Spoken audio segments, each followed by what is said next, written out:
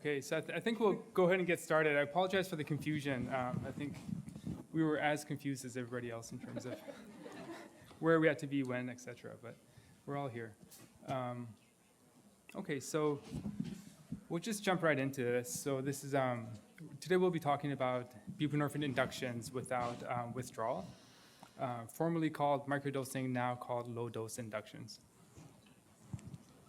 We're going to skip the introductions for ourselves as well. I'll skip through a few of the slides just because we're a little bit short on time. Yeah. So just in terms of disclosures, I have received some consulting fees from Indivior just regarding their extended release formulation studies. I do have Dr. Ignaszewski and myself, we've been funded through VCH for our research. And I have a patent on a medical device used to quantify molecules, including opioids. It does have addiction medicine applications, but we won't be touching on it today. The other thing I should mention is that we will be filming, so I just want the audience to know that we're going to have a camera live during our presentation. Just in terms of land acknowledgements, I just want to acknowledge that this talk is based on the traditional and unceded territories of the First Nations people. Through acknowledging our colonial history, we hope to live, learn, and contribute to creating a shared future based on honesty, humility, and respect. I'm going to skip through the learning objectives. So it's very important for me to present the perspectives of people with lived and living experience. I'll either invite people to come and present with me, and if that's not possible, I'll present video accounts of their experience. So I'd like to start with a video of one of our patients that we treated through our service at Vancouver General Hospital. The reason why I originally came to VGH was an injury I received at a shopping center in the downtown east side. I was pushed down a flight of 53 stairs from a security guard. I was using in a public washroom, ended up falling asleep in the stall where I was using in the washroom. The mall ended up closing. The security guard, there was two of them, the security guards were doing their rounds to clear the mall before they close the doors and leave for the night. And they found me in the washroom and told me I needed to get out of there. And so I did. Reason why I was there in the first place was because it was pouring rain outside and I was just trying to get somewhere to get out of the rain, stay dry for a little bit, right? And as they're escorting me out, we were exchanging comments. They were belittling me. They were making fun of me. I was having none of it, so I was returning the comments in return. And I was 3 steps from the top of a series of 3 flights of stairs. And I said something to him that pushed him over the edge, and he shoved me from behind, and I went flying down the remainder of the flights of stairs, ended up landing on the floor, breaking my biggest bone in my body in my left leg, my femur, and screaming in agony. They ended up, one security guard picked me up from my right side, the other picked me up from my left side, and they dragged me out the remainder of the mall. It's pouring rain outside, remember, and they threw me out onto the pavement in the pouring rain, threw my bag beside me, and then locked the door. Oh. And so, yeah, it's hard to talk about even still. So Justin, he's an incredible young man, and we'll revisit his story at the end of the presentation. But you can imagine the complexity of a patient like that presents to hospital. Severe opioid use disorder, highly opioid tolerant, meaning that he's going to experience withdrawal very quickly and quite severely. But also, you can imagine pain management in the context of a terrible injury, and post-operative pain management in a patient who's highly opioid tolerant is challenging.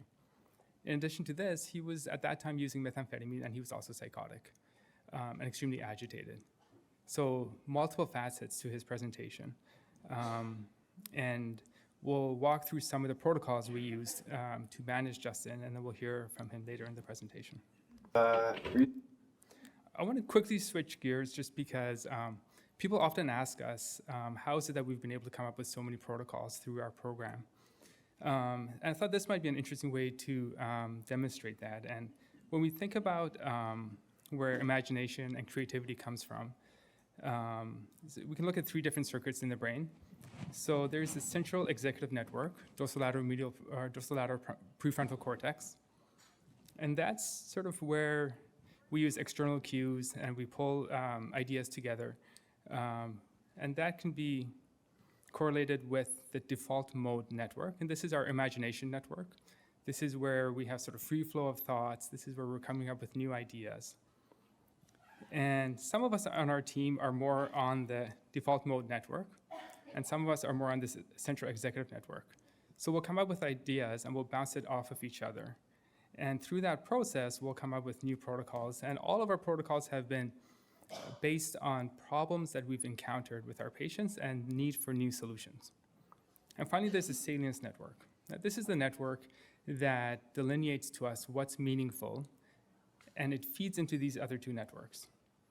And for us, the salience aspect of our job is our patients. So somebody like Justin, we'll encounter him with extreme complexity, many clinical problems that need to be solved, and possibly no solutions to solve them. And that's where we'll have to innovate and come up with new solutions. So just to use a parallel, so Robert Hamming here, the gentleman on the left, he created the first microdosing protocol, the Bernese method.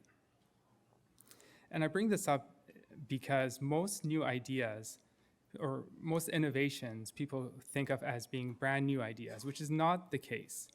It's often that there's an idea already out there and others build upon them. So what we've been able to do is build upon Dr. Hamming's original idea of microdosing to create new protocols. And I can use a parallel of somebody who's deeply meaningful to me, Rodney Mullen, who's a professional skateboarder, also an original thinker, and he essentially has created all the modern skateboard tricks. So in many ways, Dr. Hamming created the Bernese method, and we can use the parallel of skateboarding to kind of demonstrate our protocols, if that makes sense. I'm not going to belabor this point, but so that's the ollie, and Rodney Mullen created the flatland ollie. So you can imagine jumping off of the ground with a board that's not attached to your feet. Building upon that, he created a kickflip. So he ollies, kicks his foot out, and the board spins on the x-axis. And then he created the varial. So an ollie and the board spins along the z-axis. And then he put all of those together and created a 360 flip. So it's an ollie, a varial, and a kickflip all built together. And that's in many ways what we've done.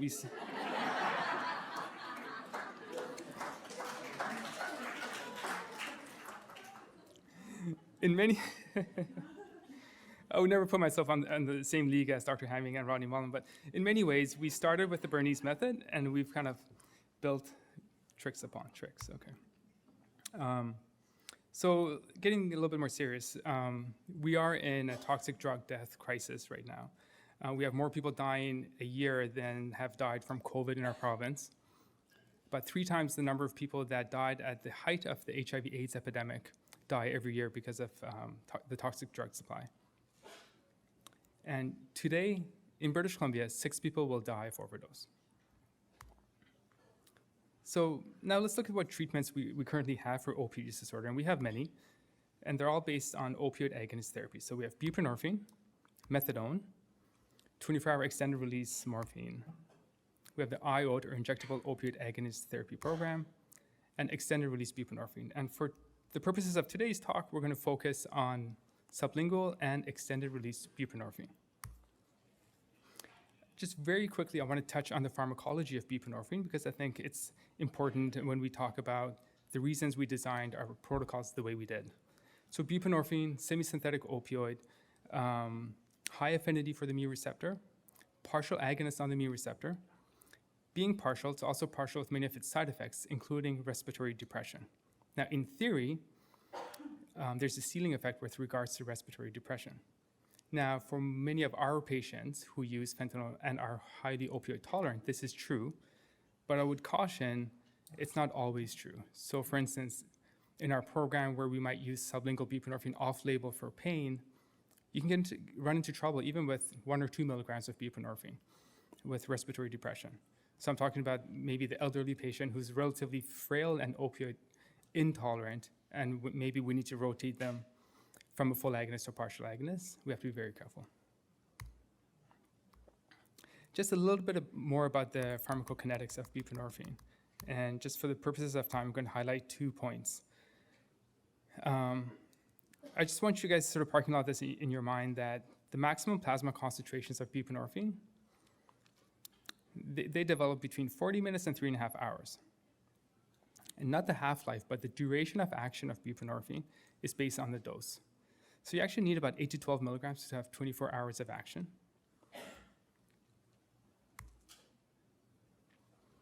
Just a note that many of our protocols used to be called microdosing, but more recently, it's less accepted, and in the literature, it's been referred to as low-dose inductions. So in fact, now it's difficult to publish something that's called microdosing. Okay, so the buprenorphine induction challenge. This is supposed to be a little bit interactive. So I'm going to ask somebody what the buprenorphine induction challenge is. What is the difficulty with buprenorphine? Precipitated withdrawal. Can somebody in 2 lines tell me the mechanism of precipitated withdrawal?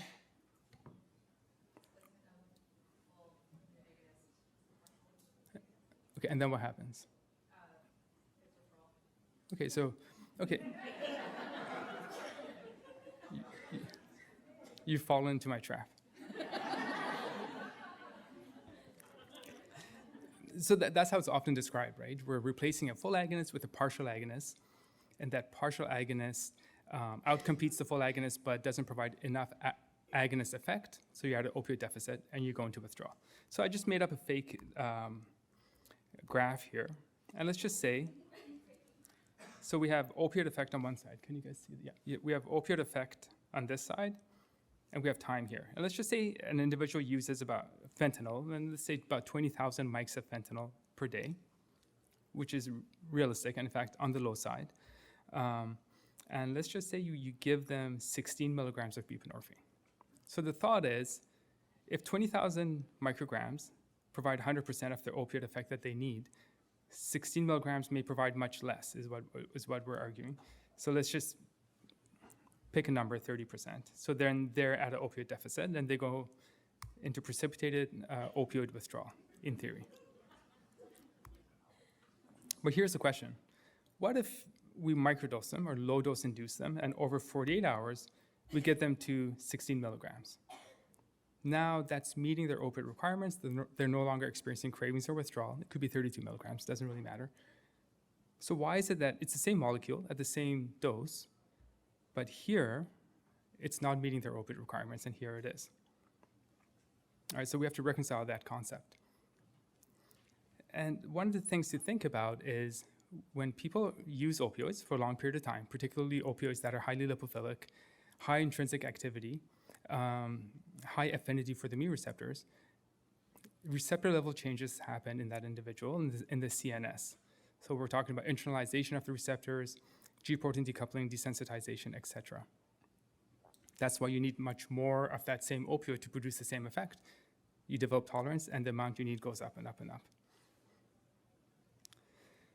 So what we postulate is that buprenorphine, when you introduce it, even at very low doses, very rapidly starts to reverse some of those effects. So now you're essentially releasing more receptors and more active receptors into the system very rapidly, and now you're putting that person at an opioid deficit. And that process results in precipitated opioid withdrawal. So we did write a paper on this, us and a few colleagues out of the US. You can look it up and read a little bit more of the details of the pharmacology around that process. Okay, so the first clinical problem is precipitated opioid withdrawal. It's the worst feeling in the world. Oh my God, it's like somebody gave you 20 hits ass and kicked you in the nuts as hard as they could. and then told you to walk it off. You know, your body, everything aches. Every muscle, every hair. You feel pain in every muscle in your body. Every hair, every joint, your fingernails are even feeling pain, you know? And then you get the runs, the burning runs like I got now. And they're horrible. It's just inflamed. And you keep thinking, okay, if I take a little of this, it'll make it better. Nothing can make it better. Nothing. You just gotta, you gotta sweat it out for that 24 hours, 48 hours, however long it's gonna be. And the thoughts I was having, like, I was seeing aliens running around the room and stuff like that. You hallucinate. And the smells, I could smell my dead wife's perfume. But she was right in the room with me, and it was horrible. Precipitate withdrawal is horrible. And it's the most scariest thing on the planet to me. So that's a problem, and that's something that we needed to avoid. So in trying to do this, we first came up with a protocol we used to use. I don't know if there's any of my old fellows from years ago who maybe use this protocol as well, and if Paxton's here, he would remember it. He's not here. So this was a protocol that we initially started using about in 2015 to induce buprenorphine without withdrawal. And then the process was I called up Christian Schultz, who is a well-respected researcher in Vancouver, and I said, this is a new protocol, what do you think? And he's like, it's interesting, but have you heard about microdosing? I'm like, no, I haven't heard about microdosing. He's like, my colleagues in Switzerland, they've developed this protocol where they are starting people at low doses and gradually building up the dose to prevent withdrawal. I don't believe the English paper had been published yet. And this was the paper. And again, this is Robert Hammy. And based on that protocol, we created an inpatient protocol at our hospital, and we likely had the very first microdosing pre-printed order set in a hospital. As you can see, we started at very low doses as 0.25 milligrams daily, then twice a day, et cetera, and we built up the dose. It's very rudimentary, but this was the beginning of it. So what other strategies exist right now? Well, the classic one is to wait for people to go into withdrawal. Doesn't work well in my experience because people don't like to go into withdrawal. Most of our patients use to avoid withdrawal. So you can imagine, you can tell them we have this amazing treatment, but you have to go into withdrawal to get it. That's tough. This is more theoretical than anything, but there was a paper out of Boston where they induced withdrawal with Narcan and then rescued people with buprenorphine, and it's not a clinically relevant protocol, I don't think. Low-dose induction, so Bernese method. And then the 48-hour rapid low-dose induction protocol, that's the one that we developed at our hospital. And then we developed one where we use the 48-hour induction to induce people onto extended-release buprenorphine. We'll talk about that in a little bit more detail. And more recently, we're doing the transdermal inductions, which we will also touch on. So I'm going to ask Dr. Ignaszewski to start with the first case.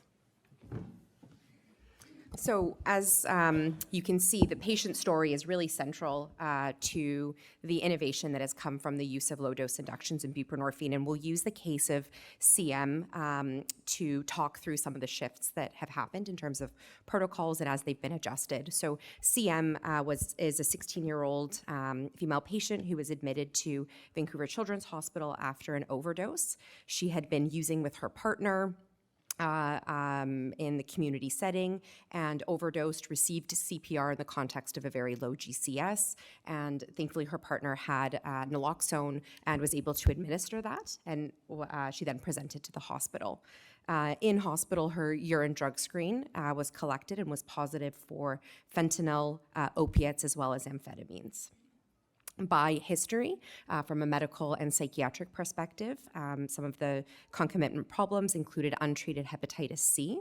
She was also carries diagnoses of severe opioid use disorder and stimulant use disorder, and psychiatrically also struggled with ADHD and had a really significant trauma history. So this was an individual that met criteria for PTSD and had very active symptoms, and that related both to a really extensive family history of intergenerational trauma, as well as the experience of childhood early stress and adverse childhood experiences with a score of greater than 8.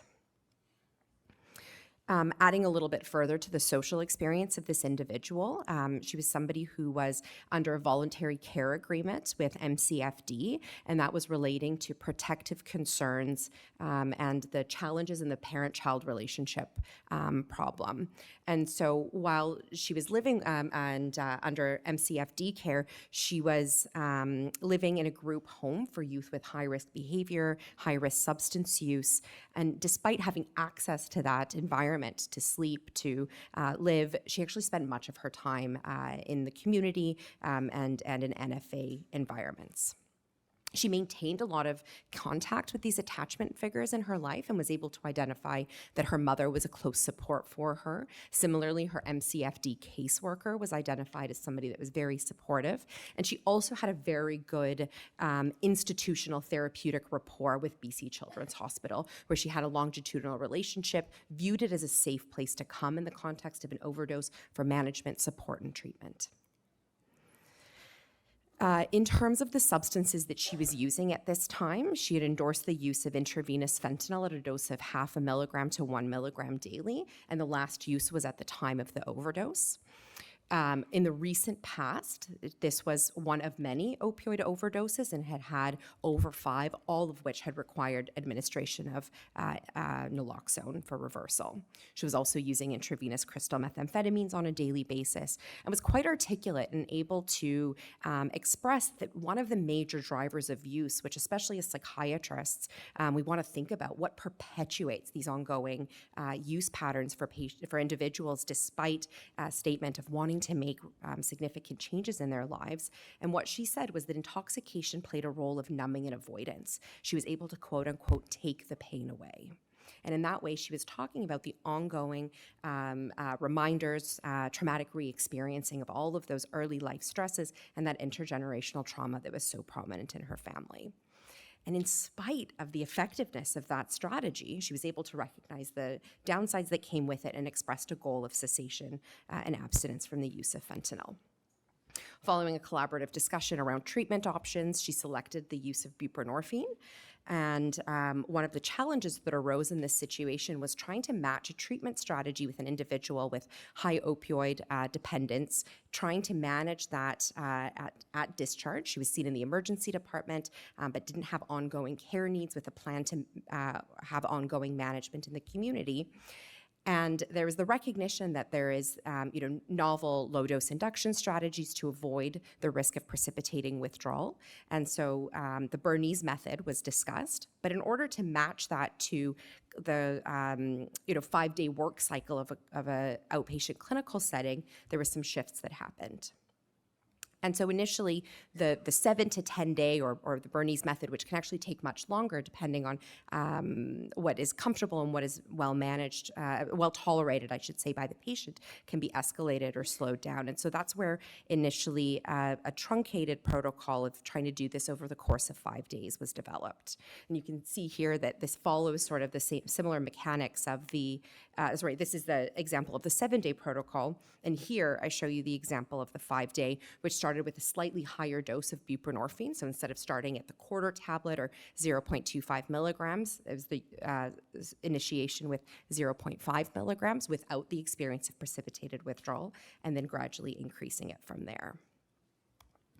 As this treatment plan was occurring in the community, outside of the pharmacotherapeutic solution, it was also really important to harness additional supports for this vulnerable individuals. And so some of the other strategies that were developed, recognizing that it can be very challenging to take a medication on a daily basis when there's social disorganization, when somebody's not accustomed to that. So thinking through ideas to actually help make that go smoothly, these were some strategies that were identified. So first, through partnership with a local pharmacy, there's the ability to blister pack medications, work on delivering the medications to home, and also ensure that she was able to initiate the buprenorphine low-dose induction from the comfort of her group home. There was a discussion about trying to accelerate the timeline for carries for her to prevent that from being a barrier, a high barrier to attend to the pharmacy on a daily basis. And there was also a very collaborative discussion with her building staff in order to provide reminders and also communicate any challenges to the treatment team that was initiating the medication. Principles of contingency management were utilized in order to help incentivize picking up the medication. And so I think this is a really beautiful example of pairing psychosocial supportive wraparound supports for an individual to pair with the pharmacologic management of an opioid use disorder. And that went well initially. And so that resulted in an initial case report and a publication of the experience of a low-dose induction strategy and the combination of that with an assertive outreach. And I'll pass it back to Dr. Mathews to take us further through the case. Oh, sorry, Dr. Azar.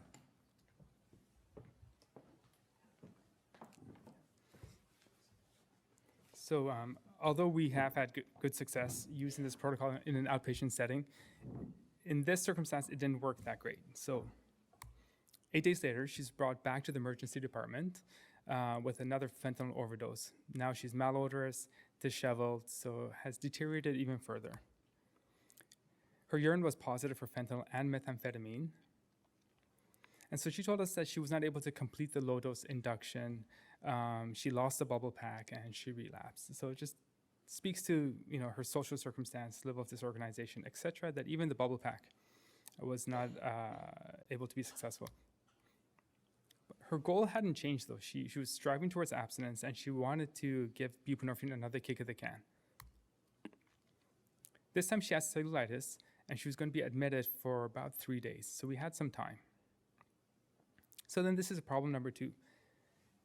The initial protocol would not have worked. It didn't work in an outpatient setting. It would not have worked here because she wasn't certified. We had about 1 to 3 days to work with her to try to get her back onto buprenorphine. So this speaks to our 48-hour low-dose induction protocol.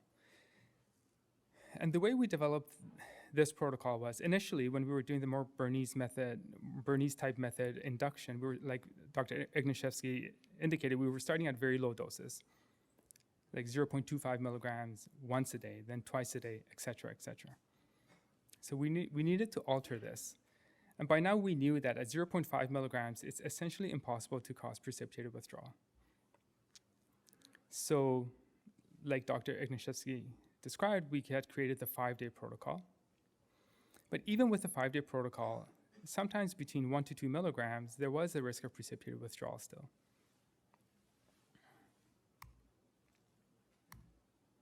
So we went and looked at the pharmacokinetics of buprenorphine and thought about why would this be? Why are you still at risk of developing precipitated withdrawal? And how can we more rapidly induce people? And then we thought about 2 parameters. One, okay, if the duration of action is based on the dose and you're giving somebody 0.25 milligrams and waiting 24 hours to give another dose, you're not really stacking the effect. So that was number 1.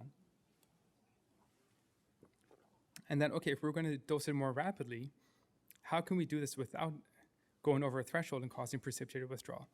So then the thought was, well, if you dose it based on time to max serum level, and we chose the upper limit, so we chose 3 hours, then within 3 hours, you're at max serum level, it's going into the CNS, it's doing its thing, we can introduce the next dose. So then we developed the 48-hour protocol, essentially starting at 0.5 milligrams, because we knew that this dose will not cause precipitated withdrawal, dosing it every 3 hours, sort of the maximum level time to serum, max serum level. So for the first 24 hours, and the math worked out nicely because there are 8 3-hour increments in 24 hours.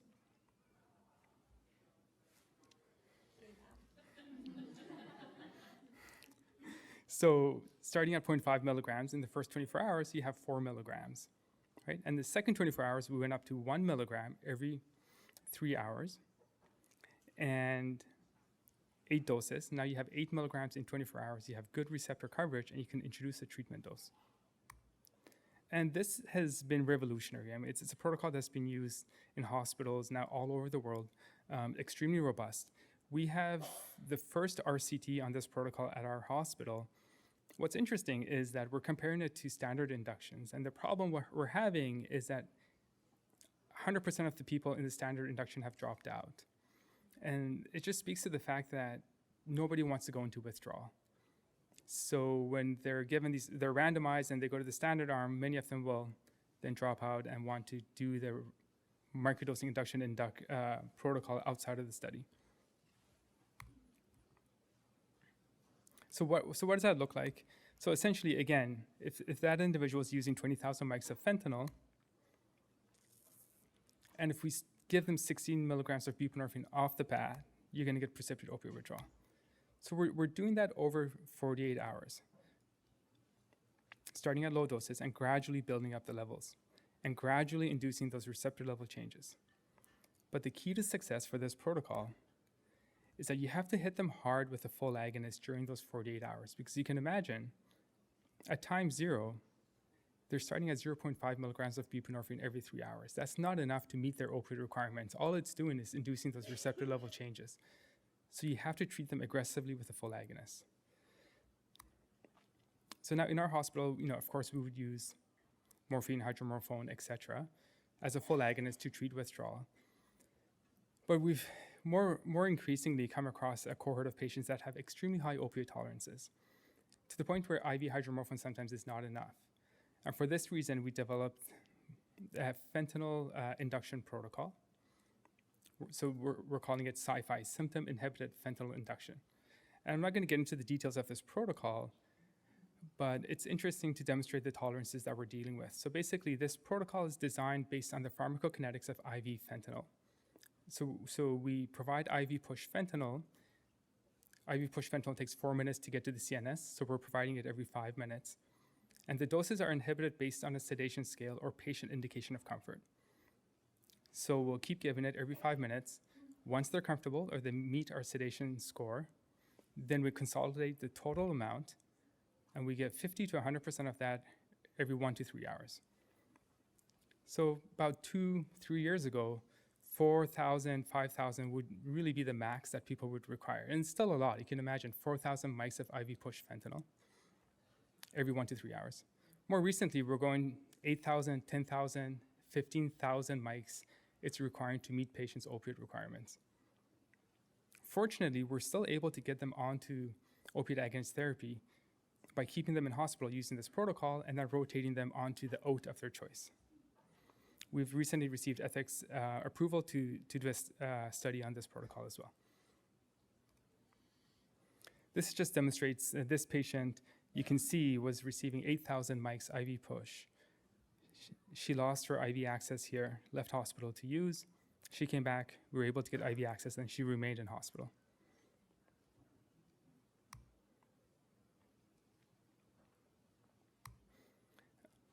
Okay, Dr. Mathews.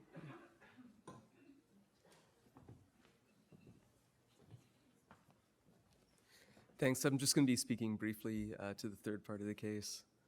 So the patient was admitted 3 days later with a fentanyl overdose. She had stopped her buprenorphine the second day post-discharge. She had used with her boyfriend.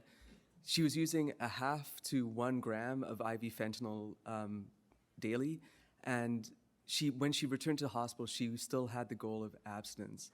Now, this was a patient who had demonstrated that she wasn't able to take sublingual buprenorphine in any sort of reliable manner that would be clinically effective for her. One of the issues that we have is the retention rate that we have with opioid agonist therapy. So if we look in British Columbia, the retention rate for opioid agonist therapy is about 16%. If you look at other places, it's about 70 to 80%. And so what I'm worried about is that the way the opioid crisis has been conceptualized is as an opioid deficiency. And if all we need to do is provide more and different types of opioids, that would solve the crisis. And I don't think that's enough, and I don't think that's been demonstrated to be enough. And if you look at other places where they've had more success in terms of retention and reduction of overdoses, it's the wraparound service, it's the housing, it's all the other parts that need to be there. So I want to emphasize the point that, yes, we're talking about buprenorphine and how to get people on buprenorphine, but that's just a very small part of what needs to be done to make a dent in this crisis. Moving on with the case. At the time, to get someone on extended release buprenorphine, so the patient had demonstrated she can't take sublingual, so we thought we'd start her on the depot. She had to be on 8 to 24 milligrams of sublingual Suboxone for 7 days straight.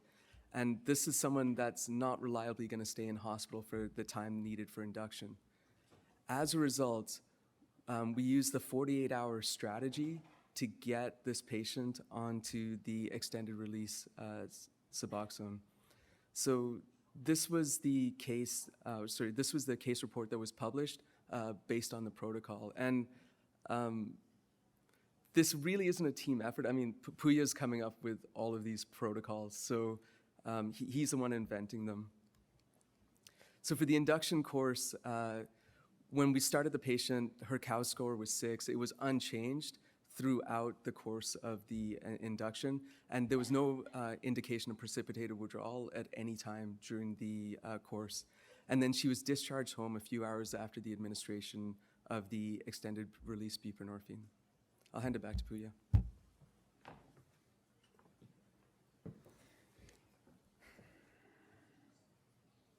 Yeah, that was an interesting case also because at that time, extended release buprenorphine was not commercially available in Canada. So we had to actually get it through the special access program through Health Canada. So there's a whole backstory behind that, which I won't share, but it's interesting. So you can imagine the first patient in Canada to receive extended release buprenorphine was this 16-year-old girl.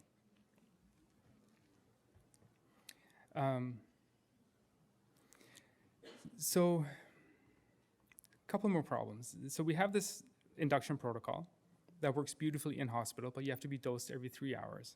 It's onerous on the patient. It's onerous on the nursing staff. And it's not really an adequate outpatient protocol, because you can imagine the person has to dose themselves every 3 hours for 48 hours.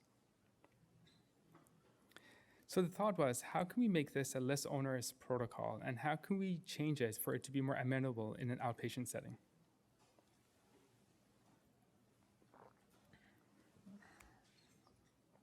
So the thought that came was, is it possible to mimic the pharmacokinetics that we're experiencing with our low-dose induction protocol using a transdermal delivery method? So when we went down this road, we actually initially started doing some hand calculations to see what kind of dosing we would require.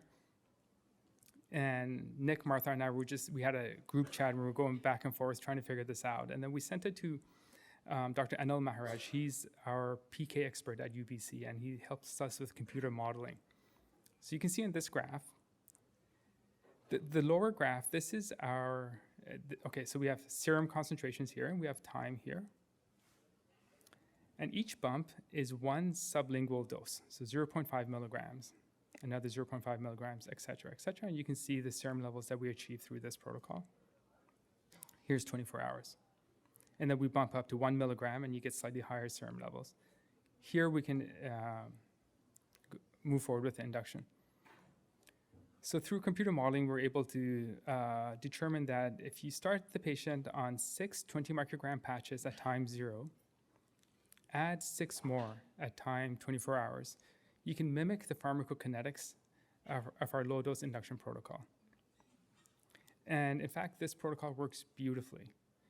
So now we've eliminated the need to take a tablet sublingually every 3 hours. You put on patches, time 0, 24 hours, you just add on more patches.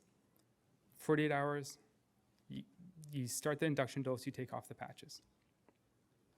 So if the patient's goal is to go into sublingual buprenorphine, you can give them 8, 12, 16, 32, whatever dose you think might be effective. Oftentimes we'll give like 8 or 12 and we'll provide PRNs and then consolidate the dose. And then if they want the depot preparation, we can just give, so what we initially started doing is we would give them 8 milligrams and then would follow that up with the depot. And then the thought came, we're achieving adequate serum levels with transdermal delivery. Do we even need to give them the 8 milligram sublingual dose? And in fact, we don't. So now we've eliminated the sublingual buprenorphine formulation altogether. So we start people on the patches, time 48 hours, they get the depot, we take off the patches, and they're done. And in fact, we have a pre-printed order set, a power plan in our hospital, and this is now our standard of care at our hospital. This is our PPO. This is what it looks like. No, fair enough. It's a lot of patches, and the patches are big. It would be amazing to work with. The PPO, yeah, it's published as well if you want to look it up, but go ahead. Done. Just look up the paper, and it's there. They'll have our slides, right? You'll have our slides as well, I believe. The references are all. References are there as well.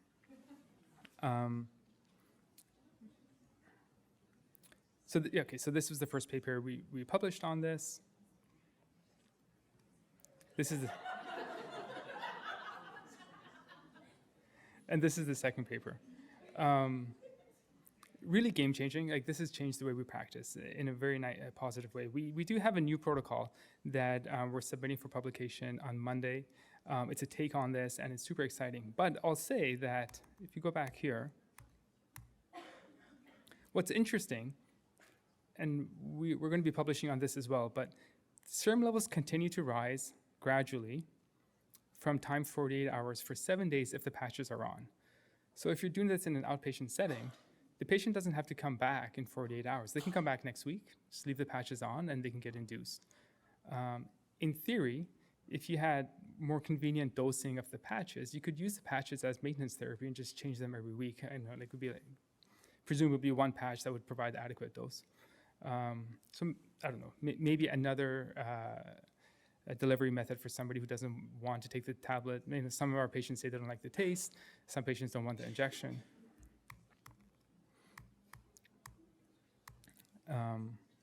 Just going through some of our papers, it's just interesting that we've been able to build on our protocol and kind of use it in different settings. For instance, we're also using this protocol in, low-dose induction protocols in chronic pain or acute pain settings to rotate people from full agonist or partial agonist. And this was an interesting paper because one of the clinical problems that we encounter in the ICU setting, Dr. Chada is here. She's one of our docs that works in the ICU on our service.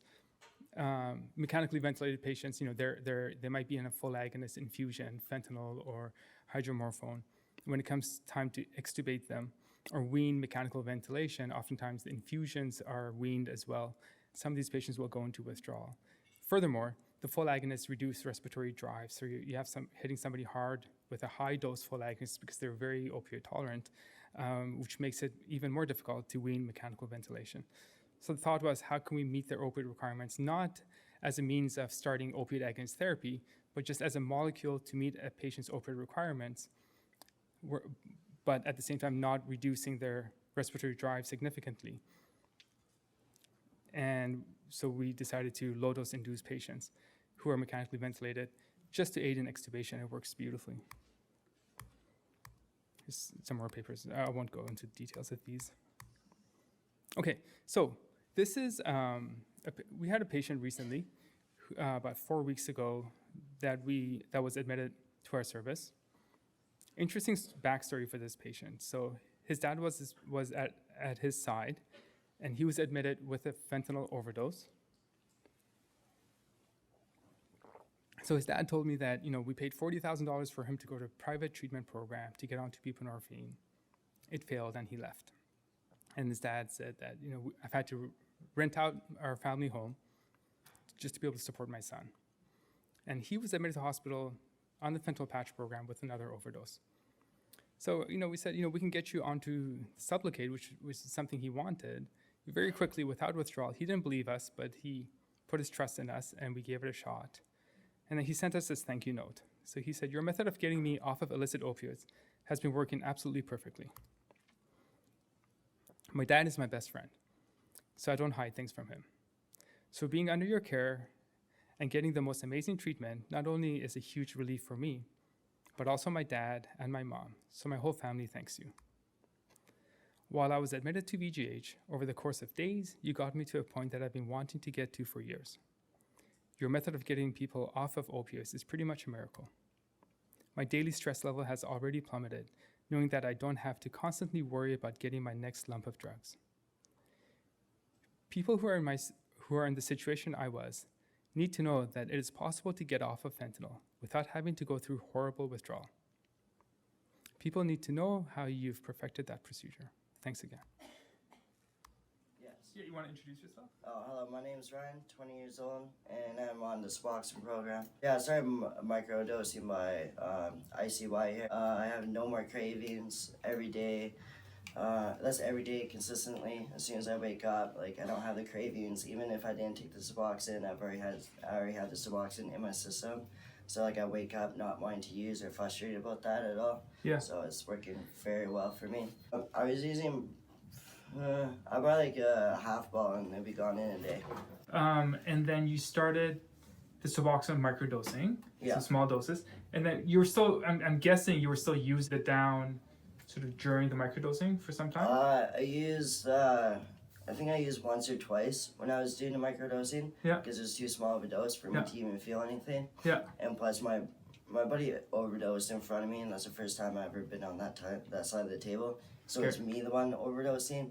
Yeah. So like for me, seeing that like just brought out so much trauma and shit. So like yeah, I ended up using just a tiny bit, but like Suboxone helps me not like overdose because it's the same stuff he overdosed on. So I like smoked the exact same thing, but I didn't Yeah. overdose. Right. Have you had overdoses yourself? Yeah, I've overdosed 4 times on fentanyl and once on carfentanil through cocaine, 4 times on heroin. Yeah. Did you Yeah. require Narcan? Yes, multiple times. Even sometimes Narcan didn't even work. They had to bring me into the hospital. Okay. So do you have Narcan at home? Yeah, I always carry a Narcan on me now. What's your Always. good job? What's your Suboxone dose now? 12 milligrams. You having cravings on this dose? No, heck no. Suboxone actually really freaking helps with everything. Nice. It's like I don't have to worry about where I'm getting myself. I don't have to worry about going to a place to go use or a safe place to go use and all that. So like Suboxone has made my life a lot better now. Just to clarify, this was not the patient with the quotes. This is a patient that I treated through the Foundry program where I work with youth. So we'll just end by going back to Justin's story and just to hear back from Justin.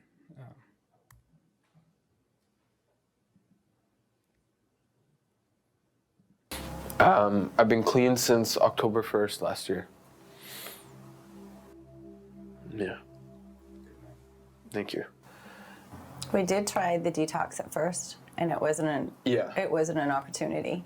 And then it was, okay, we But haven't in the tried past, this. it would have been. 100%, because that's what we were taught as parents through our groups, right? Yeah. Setting boundaries, and this is what you have to do. You have to let them hit rock bottom. And then the downtown east side taught me, no, you have to show compassion and you have to open up. And it was the birds outside, laying on the couch while we waited the 15 minutes till we could call back Dr. Azar. Yeah. Can we call him back? Is it 15 minutes yet? Hugging each other really tight. Yeah. I'm not going to say any bad words, but we kept on repeating the tell it to F off. Yeah. Don't let it win. Tell it to F off. You're going to get it this time. Yeah. So glad we tried something different. Yeah, It's not me too. always they put it in a box and they tell you this is how you do it. It's not how it works. I'm proud of every minute of every day. Because it just takes that one second for you to switch. And every minute, it's 100% your choice. And I'm so proud of the choices that you continuously make every day. I know not every day is an easy day, Yeah. but you take a step and you work through it, or you try something different, or you do something different, and you get through it. And I'm so proud of you. Thank you. I'm so excited to see what your next steps are going to be, where you're going to end up. Thank you. Means the world coming from you. Absolutely, babe. My baby's home.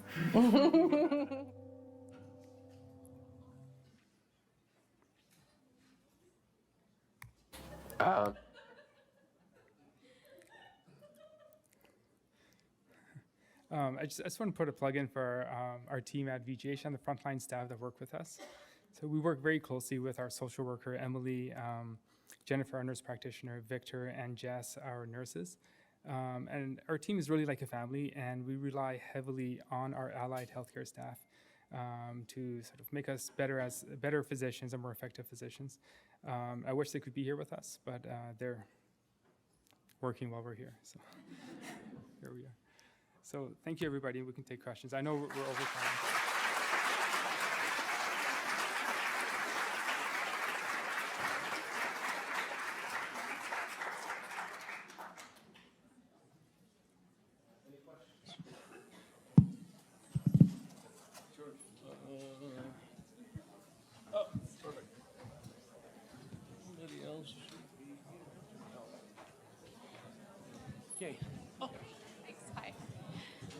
Hello, thanks very much for that talk. I work in the community with the ACT teams, and so trying to do microdose induction with a sublingual formulation often doesn't go very well. So I love the thought that there is a transdermal patch to facilitate this, but one of the largest barriers with my patient population is cost. So are there currently any access programs for transdermal buprenorphine, or will special authority cover it, or what's the approximate cost if someone had to private pay? That's a good question. So in hospital, Yeah. it's covered through the hospital. Yeah. So Hope to Health, David's there from Hope to Health. We've started a program with Hope to Health, and how many have you guys done? Seven or eight, yeah.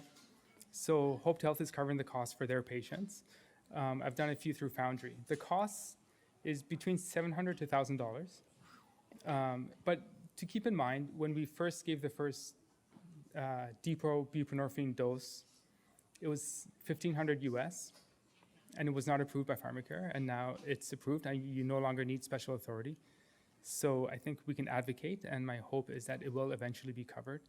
I don't know, David, what has been your experience with the protocol?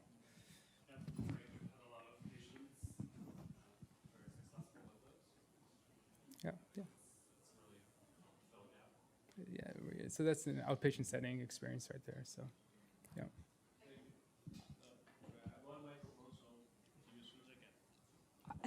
Sorry, Louise from Ravensview. I was just wondering what you do in terms of full agonist prescriptions when you start the patches. In hospital? Yeah, yeah. So it will be, we'll often start with hydromorphone, and oftentimes it's enough. Rare cases when it's not, we'll switch to our sci-fi protocol, the fentanyl protocol, so we'll treat them with fentanyl. That's fine. So if they're on Kadian, if they're on methadone, you leave them on until the patches come off, and then you stop the dose, and you give the buprenorphine. Yeah. Pouya, thanks for the work you do. We're so lucky to have you. Doug McGee, addiction doc in Victoria. We hear that Suboxone may not have legs or the potency to stand up to fentanyl. Do you have in your head a magic amount that, or not a magic amount, but an amount that people are injecting daily, 1 gram, 2 grams, where you think to yourself, Suboxone is not the answer? It's interesting because it seems to be quite variable between patients. Tolerances seem to vary quite considerably between patients as well. It's true, it's not for everybody. So for some patients, I might have on Sublocade or depot buprenorphine, and I might give them a prescription for sort of PRN sublingual buprenorphine to top themselves up. You probably do the same thing as well. Sometimes we'll reduce the injection time from 4 weeks to 3 weeks to 2 weeks. I've done a handful of double depots, and we're going to publish on that. But so we're kind of trying to work this out, but it's a good question, and I don't have a good answer to it. And sometimes we kick buprenorphine is not the right medication, and maybe they need a full agonist like high-dose methadone. And we're talking about like doses well over 200 milligrams to meet some of the opiate requirements for some of our patients. Would you try it in everyone? No, well, buprenorphine? Based on their goals. So if they haven't tried it and they want to give it a shot, we can. I mean, we can get them on very easily. We can get them off very easily. If many patients actually don't want it, right? So they've heard horror stories about buprenorphine, and they're worried about precipitated withdrawal. That's fine. I mean, methadone's a perfectly fine molecule as well, as is morphine.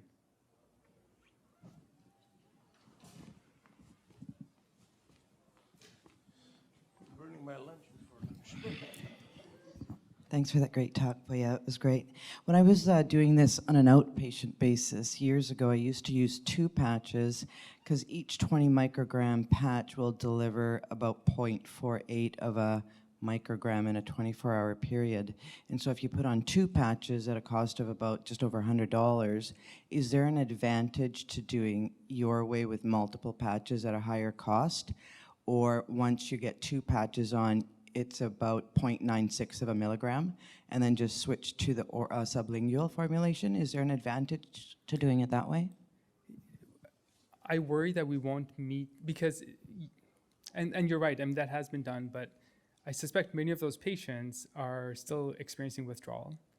And I worry, and there's an expectation that there's going to be a period of time when they're off of a full agonist, right? No, they would take the full agonist while they're doing the microdosing, first with the patches, and then switching to the sublingual. And then you continue microdosing with the sublingual? Right. Yeah.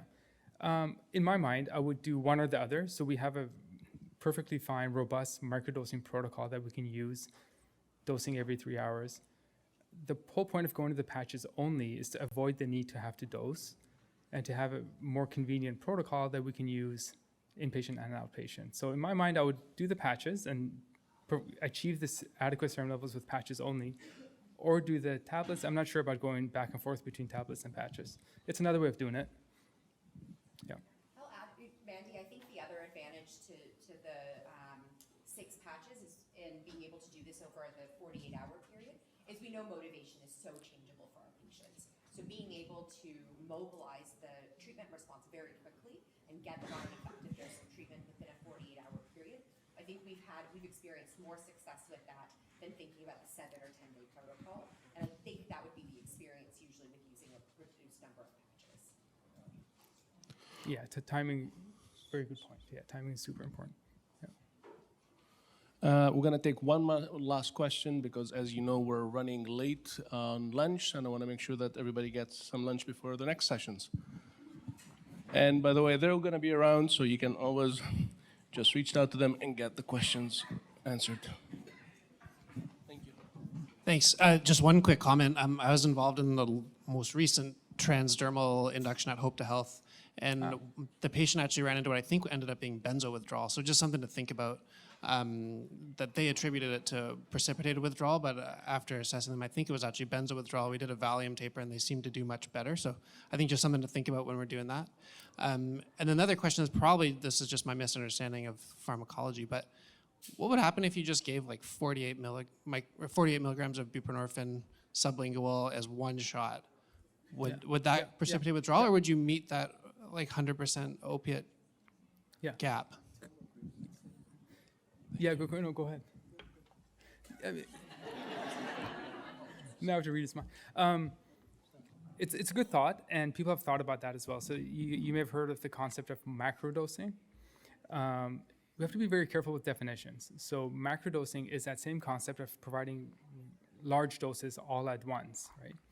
But if you look at the macrodosing papers, and there was a large retrospective review, patients were already in moderate to severe withdrawal before they received the full dose, right?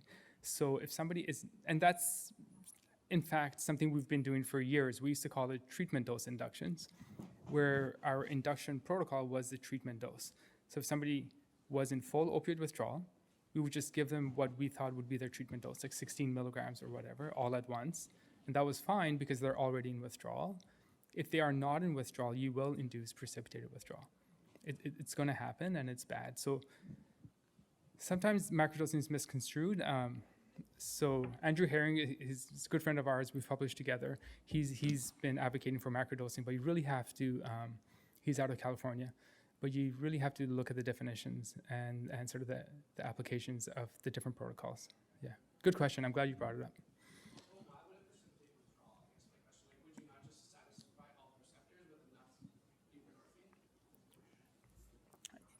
In the hope is that you would, but in practice it doesn't work that way, unfortunately. Yeah. Well, thank you very much, Dr. Ignaszewski, Dr. Mathews, and Dr. Azar. Thank you, everybody, and time for lunch. Thank you. It was exactly that it was advertised as if you could just give it